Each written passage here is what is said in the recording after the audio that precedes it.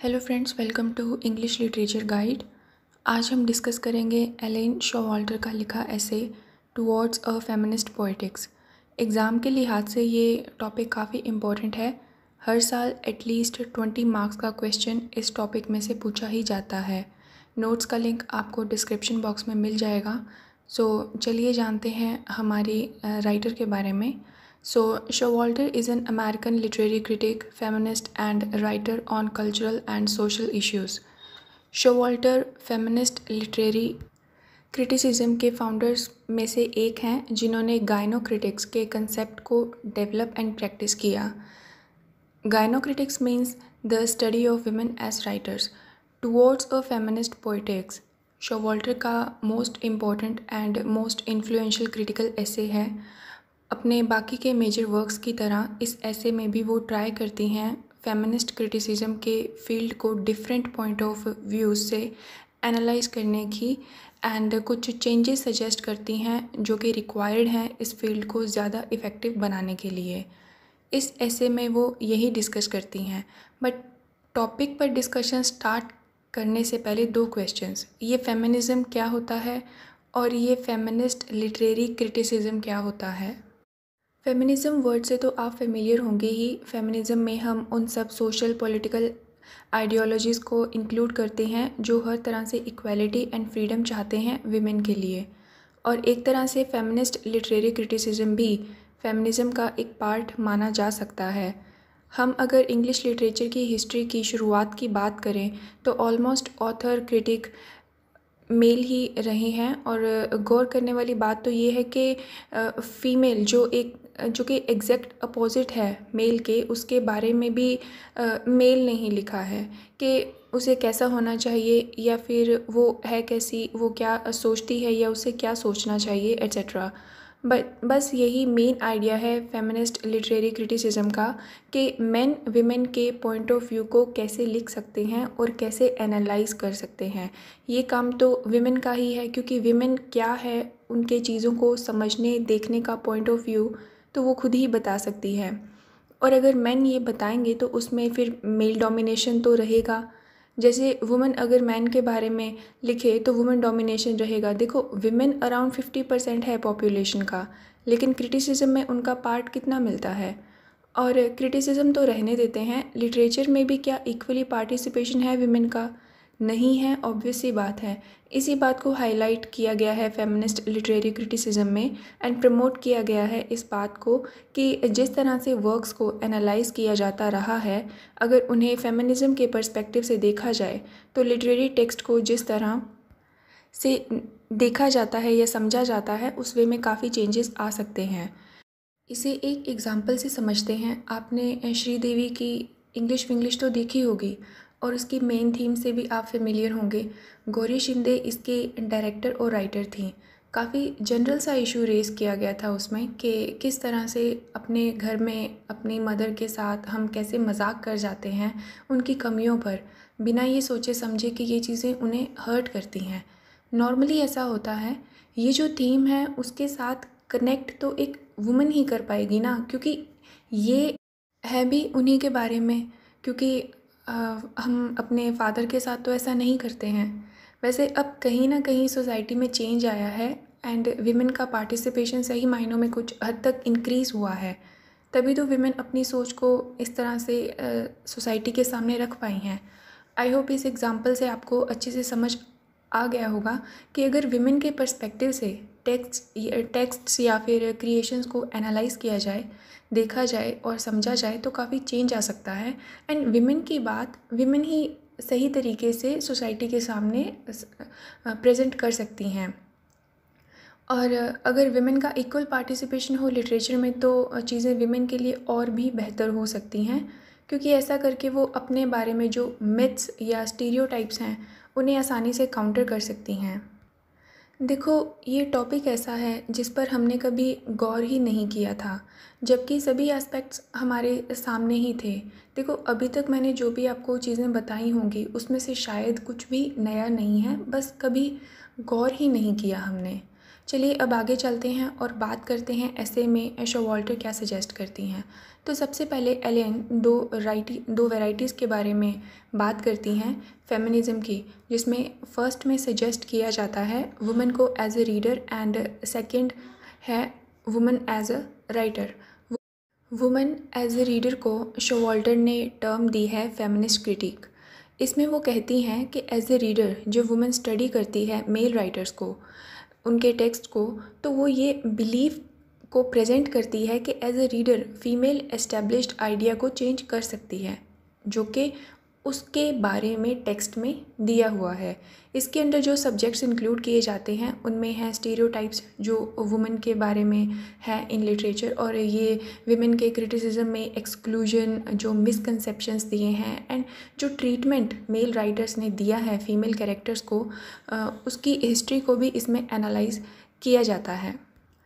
Means यहाँ female mail produced literature को समझती है एंड इसे as a feminist critic analyse करती है, एंड इससे वो क्लियर करती है कि जैसा विमेन को शो किया गया है वो मेन की इमेजिनेशन या जितना वो विमेन को समझ पाए हैं इस पर डिपेंडेंट है, बट एग्जैक्टली तो वो जैसी है उसे नहीं दिखा पाएंगे क्योंकि ये काम तो एक वुमेन ही कर सकती है।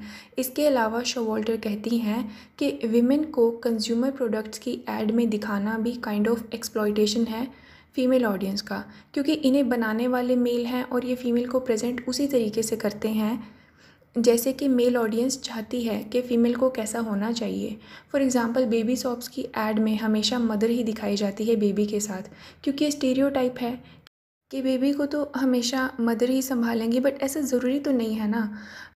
फादर को भी इस ऐड में दिखा सकते हैं फ़ीमेल ऑडियंस के लिए, बट ऐसा नहीं होता। इससे समझ आता है कि किस कदर टाइपकास्ट किया हुआ है विमेन को, एक इमेज सोसाइटी के सामने रखी हुई है और उसमें ही विमेन बंधा हुआ महसूस करती हैं कि उन्हें ऐसा ही होना चाहिए। वो इमेज विमेन के दिमाग में एकदम छपी हुई है।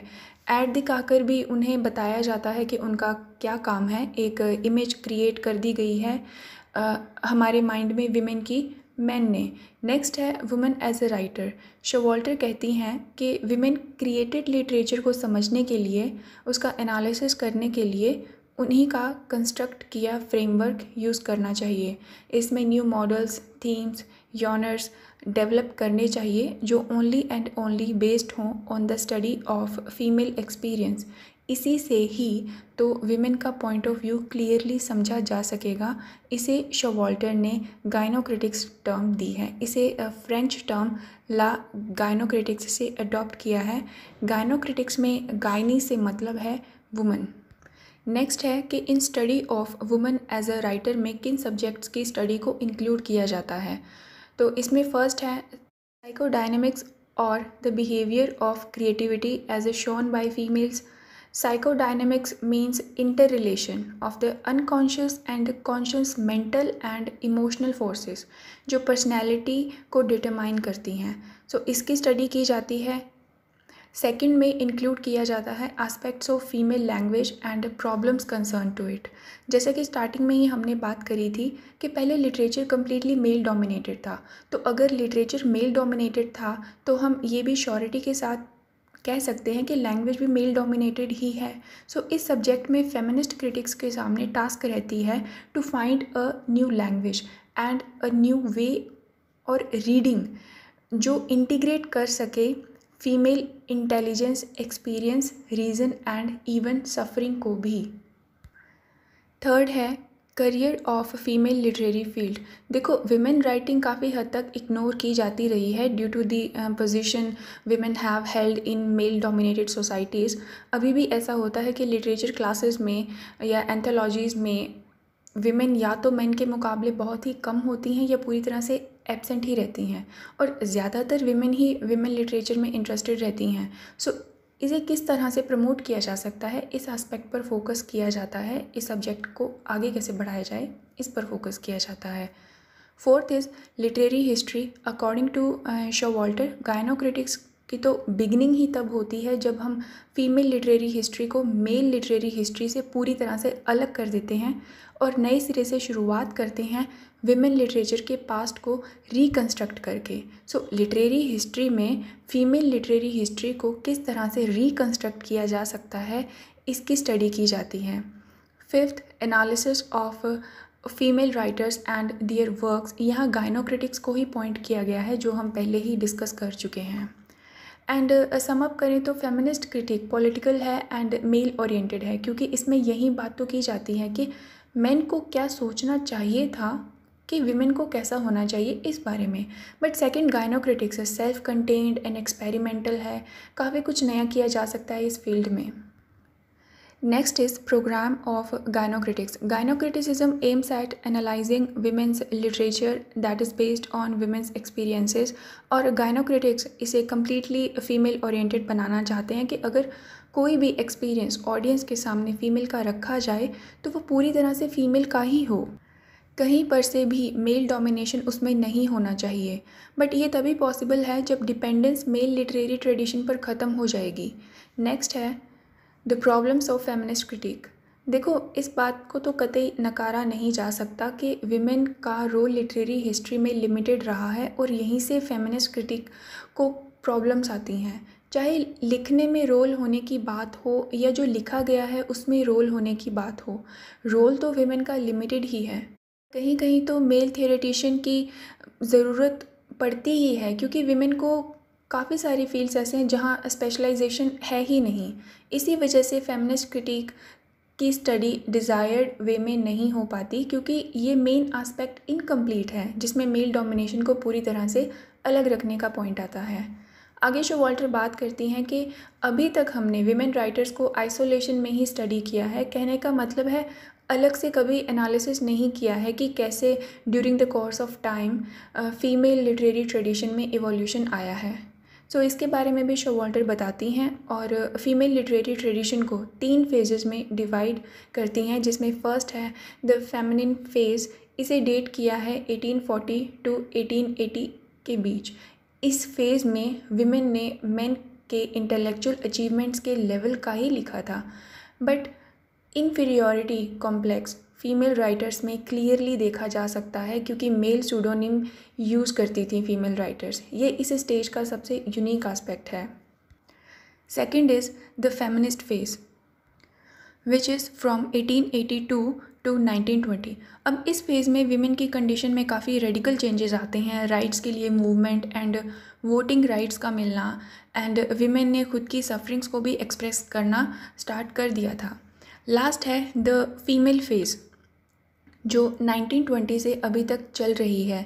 इसमें शोवाल्टर किसी भी तरह की इमिटेशन, वैसे इमिटेशन का मतलब कॉपी करना होता है, बट यहाँ शोवाल्टर का इमिटेशन से मतलब है स्टीरियोटाइप्स को फॉलो करना, और वो इन्हें ब्रेक करने की बात कर रही हैं।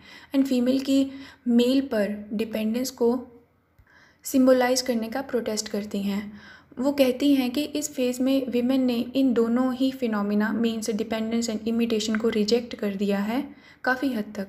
अब विमेन का अपना खुद का एटीट्यूड है और वो जो फील करती है उसे एक्सप्रेस भी करती है और उसे उसी तरह समझा भी जाता है।